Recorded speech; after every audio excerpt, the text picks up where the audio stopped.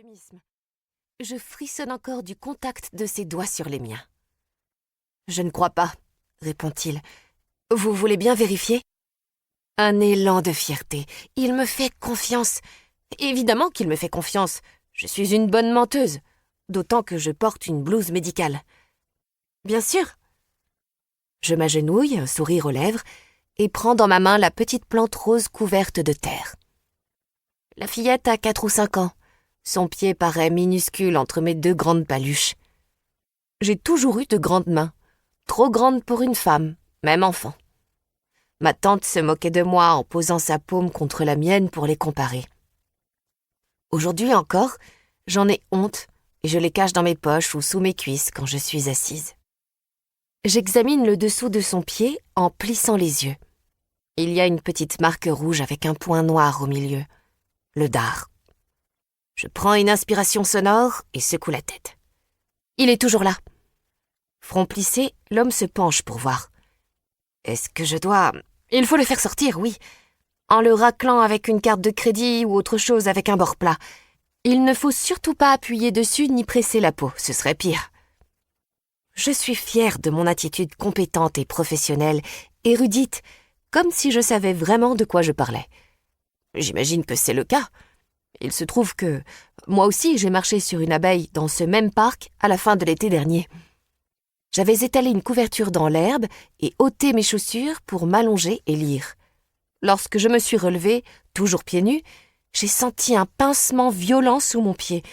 Je me suis rassise pour examiner ma blessure et j'ai poussé un juron en voyant l'abeille écrasée et le dard enfoncé dans ma peau.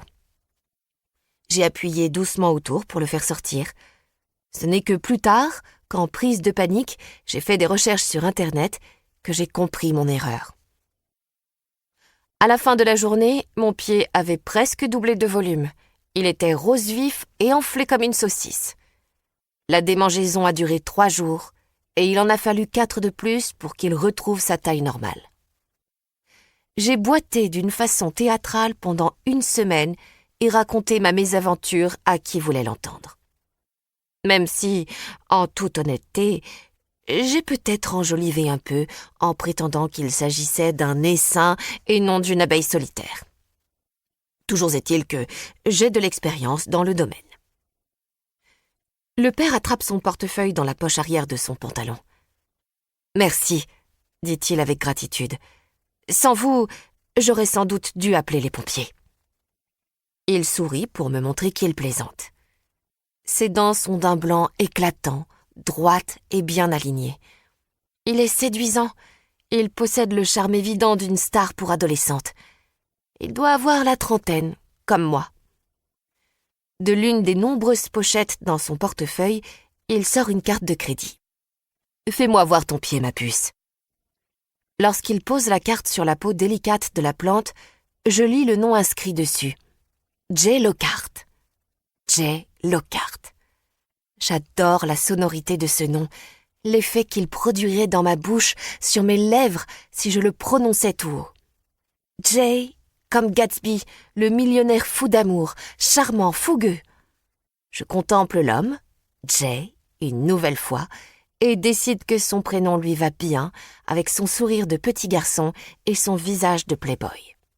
« Ça y est !» annonce-t-il triomphal, en serrant un infime éclat, le dard sans doute, entre son pouce et son index. « Regardez !» Il le montre d'abord à la petite fille, puis à moi. « Bien joué !» dis-je admirative. Il est si fier de lui, comme s'il venait de remporter une épreuve olympique. Il n'a peut-être pas décroché l'or, mais au moins le bronze. La médaille de bronze, c'est très honorable. Lorsqu'il me retourne mon sourire, je sens le rouge colorer mes joues.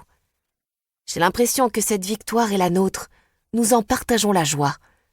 Il pourrait me serrer dans ses bras, moi, sa coéquipière. « Ça va mieux ?» demande-t-il à sa fille. Elle hoche la tête et s'arrête de renifler. Il essuie ses joues mouillées de son pouce, caresse ses cheveux soyeux. Je remarque qu'il ne porte pas d'alliance. « Vous devriez mettre de la glace dessus quand vous rentrerez chez vous, » dis-je en me relevant, « pour éviter que ça enfle.